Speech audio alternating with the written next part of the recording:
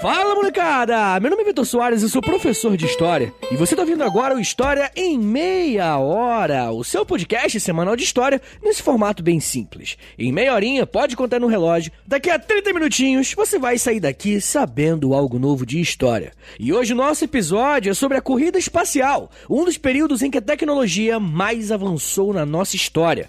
Mas antes de eu começar, eu quero dar aqueles recadinhos iniciais, só que hoje não é o recadinho de sempre não.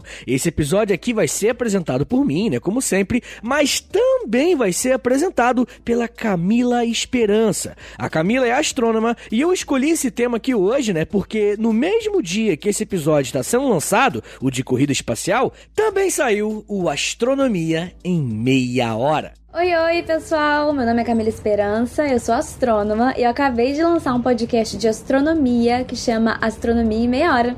Quando acabar esse aqui, dá um pulinho lá pra ouvir, tá bom? O podcast da Camila tá sendo a estreia do selo Educação em Meia Hora que eu tô fazendo, tá, gente? Tem muita novidade irada pra chegar, muita coisa boa mesmo. Então me acompanha, segue meus podcasts e principalmente hoje, segue o podcast da Camila, beleza? Astronomia em Meia Hora já tá no ar, já tem episódio, dá essa moralzinha, beleza? Mas enfim, gente, como eu sempre falo, se você quiser ouvir episódios exclusivos do meu podcast e ainda de quebra apoiar o meu trabalho, entre em apoia.se/História em Meia Hora. Repetindo, apoia.se/História em Meia Hora. No Apoia-se você recebe acesso a podcasts exclusivos só para apoiador, beleza? Inclusive, o dessa semana, por exemplo, é sobre a Força Espacial dos Estados Unidos. Eu não sei se vocês sabem, mas os Estados Unidos foram o primeiro país a criar esse braço das Forças Armadas, né? A ideia da Força Espacial é assumir operações militares no espaço sideral. E a Força Espacial nasceu muito pouco tempo atrás, nasceu em 2019, é super recente e pode ditar muita coisa que vai acontecer.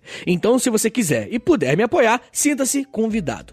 Enfim, gente, agora bora começar a falar sobre ficção científica, tecnologia, nazismo e cinema. Roda a vinheta em Portugal e vambora!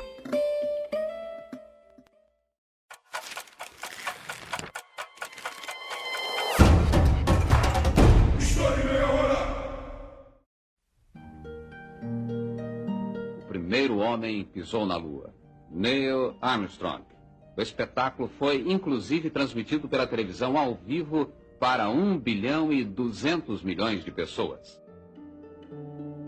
Qual é o limite para as ações do ser humano? Estamos aqui na Terra para realizar coisas grandiosas? Como vocês já sabem, hoje vamos falar sobre a corrida espacial que aconteceu na Guerra Fria e que está acontecendo ainda hoje, inclusive. Poucos eventos do século passado chamam tanto a atenção das pessoas quanto esse avanço tecnológico que acabou levando o homem para o espaço e, posteriormente, para a Lua. Aliás, né, isso se o homem pisou de verdade na Lua, né? Aquela bandeira lá balançando é muito estranho, não tem vento na Lua, será que não é mentira? Tô brincando, gente. O homem foi pra Lua sim, é piada, né, cara? Por mais que dê pra tirar muitas histórias curiosas e algumas até engraçadas sobre esse assunto, hoje vamos ver de que forma a política e a história nos ajudam a entender como a Guerra Fria foi fundamental para que houvesse um avanço tecnológico tão grande ao mesmo tempo que duas potências globais disputavam protagonismo no mundo. Uma das coisas mais comuns que vemos as pessoas fazerem ao falarmos sobre corrida espacial é sobre a própria necessidade de existir uma corrida que tenha como objetivo algo tão longe, tão caro e que poucas pessoas, pelo menos a princípio, irão desfrutar. Você já deve ter visto alguma imagem na internet dizendo: do que adianta o homem chegar a Marte e deixar seu próximo morrer de fome? Eu sei que essa comparação é bem injusta, mas o ponto aqui é mostrar que até hoje muitas pessoas questionam a relevância de empreendimentos tão caros e complexos como esse. Porém, o que poucas pessoas sabem é que, quando o investimento é feito de forma correta, você tem um retorno para a sociedade. E além disso, é que é praticamente instintivo do próprio ser humano testar seus próprios limites e desbravar o desconhecido. Se você pensar que cada inovação tecnológica é uma tentativa do ser humano de se superar, talvez a ideia de conquistar e dominar o espaço não pareça tão estranha para você. Uma coisa legal é que a vontade de conhecer o espaço e visitar outros planetas não surgiu na Guerra Fria, e muito menos no século XX. Quando falamos em exploração espacial, espacial, temos na ficção científica em nomes como Júlio Verne, H.G. Wells e no cineasta George Méliès, pessoas que tiveram a iniciativa de pensar na metade do século XIX e no início do século XX formas de fazer o ser humano chegar à Lua e viajar pelo espaço. De certa forma, só existiu um grande avanço tecnológico na segunda metade do século XX porque algumas pessoas tiveram a ousadia de imaginar primeiro. Será também a partir desses trabalhos imaginativos que grandes cientistas e engenheiros irão tentar provar se aquilo que foi escrito nos livros de ficção poderia, de fato, ser colocado em prática. Mas, ao contrário de todo esse otimismo em relação ao que nós poderíamos fazer, foi na Segunda Guerra Mundial que descobrimos todo o potencial destrutivo e assassino que a humanidade pode atingir, tanto nos campos de concentração quanto nos frontes de batalha. Mas uma coisa que acompanha todas as guerras ao longo da história são os avanços tecnológicos. E nesse conflito não foi diferente, porque várias das coisas que usamos hoje foram inventadas ou colocadas em prática durante a guerra, como o próprio computador. Quando a Segunda Guerra acabou, o mundo foi colocado em um novo tipo de conflito, mas dessa vez entre Estados Unidos e União Soviética. E essas duas potências começaram a tentar atrair os cientistas que antes trabalharam para a Alemanha nazista. Um desses homens que chamou a atenção das duas potências foi Wernher von Braun, um físico e engenheiro aeroespacial que durante a guerra trabalhou em um projeto que desenvolvia mísseis balísticos. Von Braun trabalhava para os nazistas, na expectativa de fazer os foguetes caírem onde o lançador desejasse. Como vocês podem imaginar, essa arma poderia alterar os rumos da guerra, e mesmo não levando seu projeto ao fim, Von Braun criou um foguete em 1942 que anos mais tarde seria usado como inspiração para os Estados Unidos lançarem pessoas ao espaço. Estamos falando do foguete V2. Quando pensamos um pouco mais no contexto político, depois da Segunda Guerra, tanto os Estados Unidos e a União Soviética tinham saído do conflito muito fortes economicamente e com grande prestígio internacional. Como ambas as potências representavam valores e projetos políticos meio que opostos, para muitas pessoas era quase uma certeza que haveria um conflito entre esses dois países. Essas pessoas estavam certas, mas erraram apenas na forma em que esse conflito aconteceu. A partir da década de 50, podemos dizer que o mundo entrou em guerra, a Guerra Fria que todos nós já ouvimos bastante. Aqui no feed do História em Meia Hora, temos um episódio bem geral sobre a Guerra Fria, até recomendo que você ouça depois. Mas o que importa para nós hoje aqui agora é entendermos que dentro desse conflito indireto, Estados Unidos e União Soviética passaram a ter várias disputas indiretas em diversas áreas diferentes, como a influência econômica e política sobre outros países, o desempenho nos esportes, a Olimpíada mostrava muito isso na época, a quantidade e a potência das suas armas e, claro, eles também disputavam quem detinha a melhor tecnologia. Não demorou muito para que a exploração espacial se tornasse também uma disputa feroz entre Estados Unidos e União Soviética.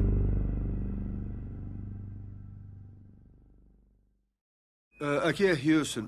Pode repetir? Houston, temos um problema.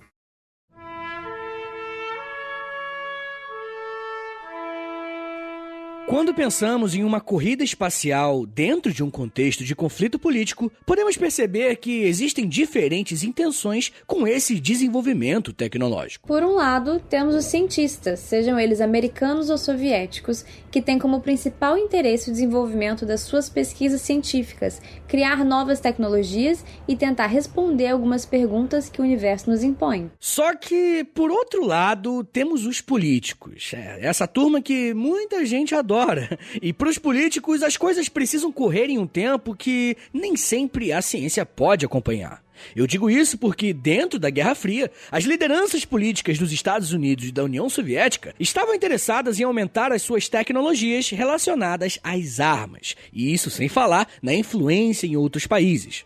E para esses governos, gente, a exploração espacial poderia representar um domínio e uma hegemonia global nunca antes vista na história. Vocês se lembram do alemão nazista Wernher von Braun? ele foi contratado pelo governo norte-americano para continuar a desenvolver o seu foguete V2, mas não como uma arma de guerra, e sim como um meio de transporte. Von Braun aceitou a missão e replicou seu protótipo de foguete para o governo dos Estados Unidos realizarem os primeiros testes e mandar alguns seres vivos para fora da órbita da Terra. Por mais incrível que pareça, o primeiro animal a ser enviado para o espaço foi uma mosca. Sim, esse bichinho que achamos nojento foi usado nos testes e no ano de 1947, uma cápsula contendo mais de 100 moscas foram enviadas no foguete V2. O objetivo do teste era verificar se a radiação tinha algum efeito nos animais. E quando o V2 atingiu 109 km de altura, ele soltou a cápsula das moscas. E adivinha, para surpresa de todos, os insetos sobreviveram à viagem de volta para a Terra e não sofreram nenhum tipo de efeito colateral da viagem. Com esse sucesso no primeiro teste, os cientistas americanos começaram mais estudos para mandar agora um mamífero para o espaço no V2. O animal escolhido foi um pequeno chimpanzé que foi enviado em 1948 e ultrapassou a marca de 140 km de altura, mas infelizmente ele não sobreviveu a retornar à Terra. Quem é mais ligado nos direitos dos animais, infelizmente sabe que os primeiros a enfrentarem esses testes são sempre os animaizinhos. Apesar dos testes no espaço terem começado no fim da década de 40, para os historiadores, a corrida espacial entre Estados Unidos e União Soviética começou oficialmente no ano de 1957, com o lançamento do satélite Sputnik 1, por parte dos soviéticos. Lançar um satélite no espaço era um empreendimento completamente diferente de tudo que já havia acontecido antes. Os testes que foram feitos com animais só provaram que, em certa medida, poderia ser seguro, no sentido biológico, levar um homem para o espaço. Mas quando a União Soviética colocou um satélite em órbita, tudo mudou. Basicamente, um satélite tem a capacidade de enviar e receber informações diretamente do espaço. Pois é, o pessoal dos Estados Unidos ficou maluco só de pensar que os russos poderiam estar espionando o que eles faziam. É por esse avanço tecnológico e potencialmente militar que o Sputnik 1 é usado como marco inicial da corrida espacial. O que vamos ver nos primeiros anos é realmente uma disputa entre os soviéticos e americanos, tentando superar um ao outro a cada conquista no espaço. Ainda em 1957, a União Soviética deu mais um passo em direção à liderança na corrida espacial, por ter mandado o primeiro mamífero a orbitar a Terra. A famosa cadelinha Laika foi enviada no satélite Sputnik 2 e, infelizmente, a Laika faleceu na viagem por um superaquecimento do satélite. Mas mesmo assim, ela é lembrada e homenageada na cultura pop e no História em Meia Hora também, tá? Lá no site historiameiahora.com/loja, eu tô vendendo uma camiseta lá in memory of Laika. Porque ela realmente tem uma história muito envolvente, né, tadinha? Mas enfim, poucos meses depois dessa conquista dos soviéticos, os Estados Unidos conseguiram colocar em órbita, em janeiro de 1958, um satélite próprio chamado Explorer 1. Apesar desses envios de satélites parecerem apenas uma briga de ego de dois países, várias descobertas científicas foram feitas nesse período. O satélite americano, por exemplo, descobriu que ao redor da Terra existe uma espécie de barreira radioativa que protege o próprio planeta. Essa descoberta foi apelidada de Cinturão de Van Allen. Já os satélites soviéticos foram os primeiros a orbitar o Sol e lançar objetos na Lua. Ou seja, apesar de todo o conflito entre os governos das duas potências globais, várias descobertas estavam sendo feitas. E com isso, o desenvolvimento de novas tecnologias. Sem falar da possibilidade de novas áreas de estudo dentro da astronomia. Assunto esse que, se você quiser ouvir mais, é só se ligar na Astronomia em Meia Hora. O historiador Eric Hobsbawm tem uma frase muito legal sobre todo esse avanço que estava acontecendo em pouco tempo. Ele diz o seguinte, abre aspas, quanto maiores os triunfos palpáveis da ciência, maior a fome de buscar o inexplicável. Fecha aspas. Para parte dos cientistas, essa era justamente uma das funções da corrida espacial, desvendar aquilo que não se pode explicar. Como aparentemente os soviéticos estavam levando uma vantagem sobre os americanos, pelo menos nesse primeiro momento da corrida espacial, o governo do presidente Dwight Eisenhower decide criar uma agência nacional focada na exploração espacial, a National Aeronautics Space Administration, mais conhecida como NASA. Ela foi criada no dia 29 de julho de 1958 e veio para substituir a NACA, que era o Comitê Consultivo Nacional para a Aeronáutica. A criação da NASA foi importante porque, até aquele momento, o desenvolvimento da exploração espacial estava muito ligado ao aparato militar de cada país. Era como se a criação e os testes que os foguetes estavam fazendo pudessem ter substituições a qualquer momento para colocar uma bomba atômica ou qualquer outra arma no foguete no lugarzinho que ficavam os animais. Com a consolidação da NASA e do programa espacial soviético, o foco passou a ser as próprias viagens para o espaço, e não mais uma corrida simplesmente para ver quem tem mais armas. Mesmo que o lançamento desses satélites por parte dos dois países fosse algo muito importante, ainda restava uma série de perguntas a serem respondidas caso eles quisessem dar um passo a mais. Por exemplo, quanto tempo um homem sobreviveria se tivesse contato com a radiação? Ou como a gravidade interfere nas viagens de ida e de retorno para a Terra? Para conseguirem responder o maior número de perguntas antes de buscarem uma inovação ainda maior, as duas agências espaciais enviaram uma dezena de animais para serem testados em órbita. Boa parte deles não sobreviveu à viagem. Mas tivemos muitos casos de sucesso e esse fato vai dar mais segurança para fazer com que a União Soviética desse o próximo passo: enviar um homem ao espaço. Bom, mas me dá só um minutinho que eu já volto e falo mais pra vocês sobre propaganda, teoria da conspiração, cooperação internacional e, claro, o homem na lua. Segura aí, que é um minutinho só.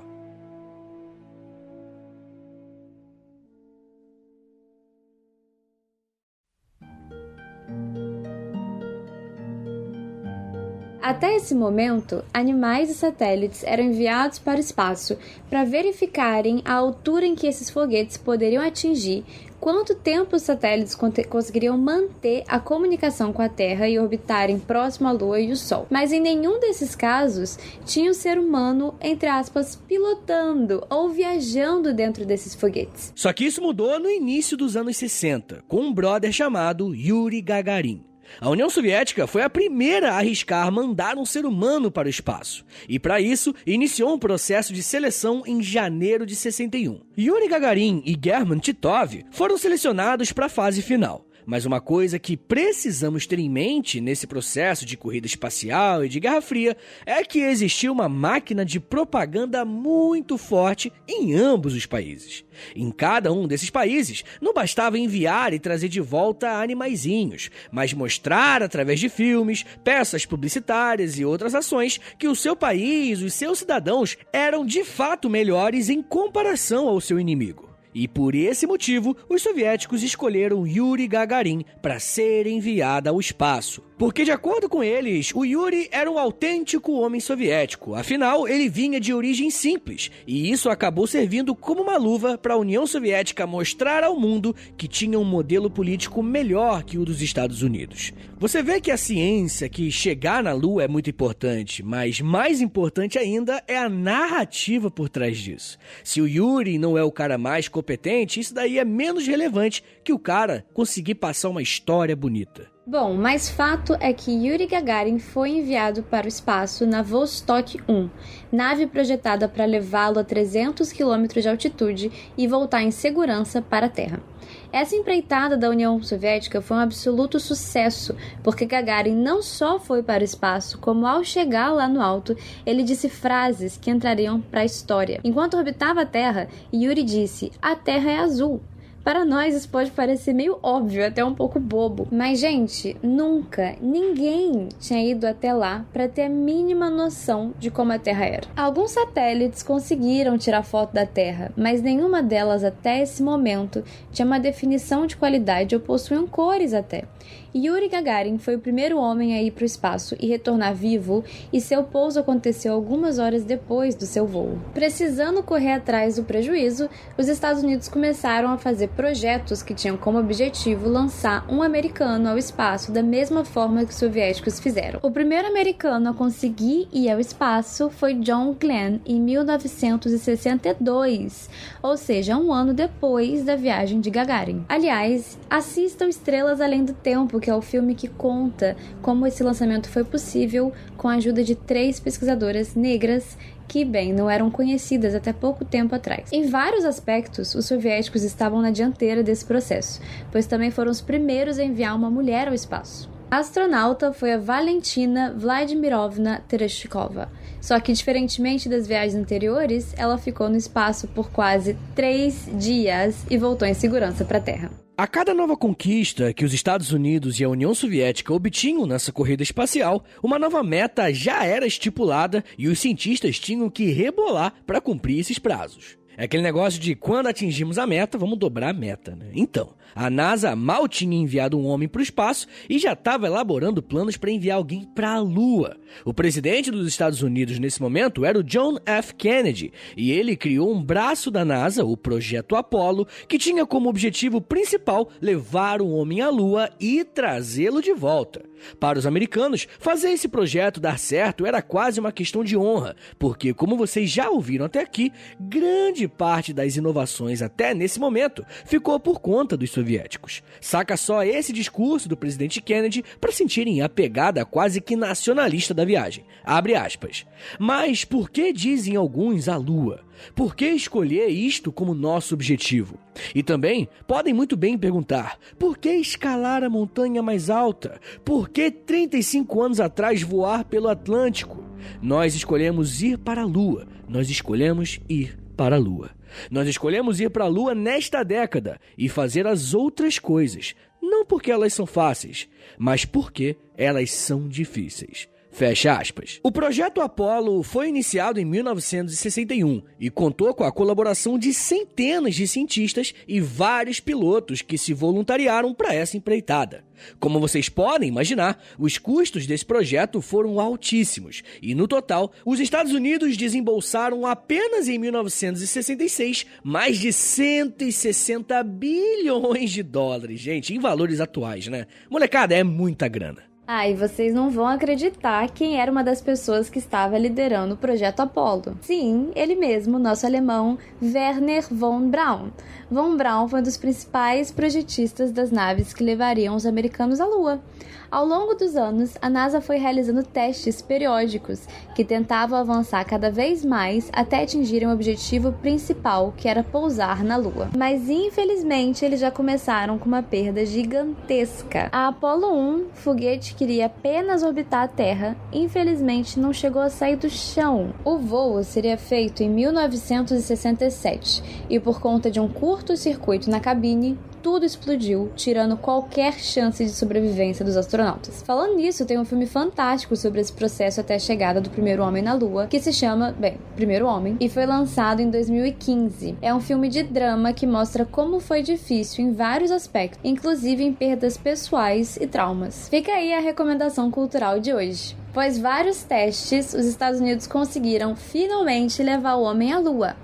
Esse feito aconteceu em julho de 1969 e uma equipe formada por Neil Armstrong, Edwin Buzz Aldrin e Michael Collins. Foi Neil Armstrong o primeiro a descer da nave e pisar na Lua. Até hoje eu acho impressionante os registros em vídeo e em áudio desse momento, né? O pequeno passo para o homem, mas um gigante passo para a humanidade. It's one small step for man, one giant leap for mankind. Ele e Buzz Aldrin exploraram a Lua por mais de 2 horas e trouxeram para a Terra mais de 21 quilos de rochas lunares para serem estudadas por universidades do mundo todo. Uma parte curiosa disso é que, para trazer tudo isso para cá, os astronautas precisaram deixar muito lixo na rua. Não tem jeito, gente, por onde o ser humano passa, deixa tranqueira para trás. Mas voltando a falar sobre o pouso na Lua, existem algumas coisas muito interessantes. A primeira delas é que o personagem daquele desenho Buzz Lightyear foi baseado no Buzz Aldrin, o segundo homem a pisar na Lua. Além disso, existe na internet um montão de gente dizendo que esse pouso na Lua é fake e não passou de uma produção cinematográfica liderada por Stanley Kubrick. Para provar essa tese, falam da luz, da falta de poeira e até vento na Lua. O problema é que boa parte das pessoas acreditam nessas coisas por desconhecerem como a física fora da Terra funciona. E se você também não sabe disso, os seus problemas acabaram. É para isso que a astronomia em meia hora serve. Ao levarem o homem à Lua, foi como se os Estados Unidos tivessem ganhado, entre aspas, todo esse processo de corrida espacial. Ainda mais porque, nesse período, a União Soviética estava atrapalhada internamente, podemos dizer assim. Vocês perceberam que nos últimos minutos falamos apenas dos americanos, mas e os soviéticos? Por onde eles andavam? Afinal, eles lideraram boa parte da exploração espacial. Como eu disse, a política interna da União Soviética estava passando por uma série de mudanças na década de 60, e a Agência Espacial Soviética se viu no meio dessas disputas políticas, que fizeram com que vários projetos sem sentido e alguns fracassos fossem acumulados pelo lado soviético. Por esse motivo, a chegada do homem à Lua, mais especificamente de um homem americano na Lua, representou o fim da disputa frenética entre Estados Unidos e União Soviética. Mas isso não quer dizer que o investimento em tecnologia espacial parou, muito pelo contrário. O que aconteceu a partir de 1969 foi a diminuída de um sentimento de competição entre os dois países, um sentimento que era constante. Talvez isso ajude a explicar o porquê de não ter havido mais nenhuma viagem à Lua, uma vez que os americanos já tinham conseguido, né? Aquele senso de urgência e competição não estava tão grande. Isso foi tão simbólico que a década de 70 ficaria marcada como o período mais frio da Guerra Fria. Ou seja, a ânsia de destruição e competição entre União Soviética e Estados Unidos estava um pouco mais tranquila. Tanto que no ano de 1975 aconteceu uma missão conjunta entre americanos e soviéticos, e as naves se acoplaram uma na outra, simbolizando oficialmente a corrida espacial entre os dois países. Aproveitando que agora o sentimento era de união e cooperação, pelo menos quando falamos em ciência, nos anos seguintes, os esforços das agências espaciais de vários países focaram em mandar naves e estações espaciais que deixassem uma presença permanente do homem no espaço. Em 1971, os soviéticos lançaram a Salyut 1, que foi o primeiro teste de uma estação espacial. Os soviéticos também criaram a estação Mir, que significa paz, e é utilizada como uma estação espacial internacional, pois recebe astronautas de diversos países. Conforme os anos foram passando, novas potências espaciais surgiram e, consequentemente, seus interesses também são outros. Atualmente, os dois países que mais investem em tecnologia espacial são a China e a Índia, e ambos já declararam que o próximo objetivo desse empreendimento é colonizar Marte. Durante esse processo de corrida espacial, uma série de tecnologias foram desenvolvidas e elas ainda estão se provando muito úteis. Um exemplo disso é a sonda espacial americana chamada Voyager 1, que foi lançada em 1977 no espaço, e ela está tão longe, mas tão longe, que ela até já saiu do sistema solar. Aliás, as sondas Voyager 1 e 2 são as sondas que estão mais distantes, é a presença humana em tecnologia mais distante que a gente tem hoje. E se vocês entrarem no site da NASA, vocês conseguem ver qual é a posição atual das duas. Quem sabe alguém por aí não encontra a gente, não é mesmo? Eu e a Camila começamos esse episódio falando sobre os livros e como eles influenciaram as viagens espaciais. Mas o inverso também é verdadeiro. De anos pra cá, a indústria do cinema produziu uma série de filmes que retratam a tentativa do homem de chegar ao espaço. Alguns desses filmes são mais dramáticos, outros mais de comédia, mas a questão aqui é que todas essas obras de ficção retratam esse desejo de explorar e alcançar o desconhecido. Mas uma coisa muito interessante para pensarmos sobre a corrida espacial é que atualmente estamos vivendo uma nova fase desse fenômeno. porém uma forma totalmente nova. Se no primeiro momento grandes potências mundiais como Estados Unidos e União Soviética disputavam tecnologia e prestígio, agora são os grandes bilionários do mundo que estão fazendo isso e usando suas marcas para patrocinar os projetos. E eu não sei se vocês acompanharam, mas agora, em 2021, Jeff Bezos e Elon Musk, dois dos homens mais ricos do mundo, estão empreendendo no ramo das viagens espaciais. O pessoal até brinca, né, que eles não têm mais onde gastar dinheiro e eles vão agora brincar de ir para o espaço. Mas, brincadeiras à parte, a expectativa é que nos próximos anos possam sim existir viagens comerciais e, quem sabe, até ter preços acessíveis para pessoas que querem conhecer o espaço e, por que não, sei lá, outros planetas. Ou os bilionários sabem de alguma tragédia que vai acontecer no nosso planeta e eles estão fugindo. Jeff Bezos, o que você sabe? Conta pra gente, pelo amor de Deus. Mas brincadeiras à parte, pela segunda vez, o que é mais legal é saber que tudo isso começou quando alguns autores de ficção e poesia tiveram uma simples ideia. E se o homem fosse pro espaço? E o resto, você já sabe. O resto é história.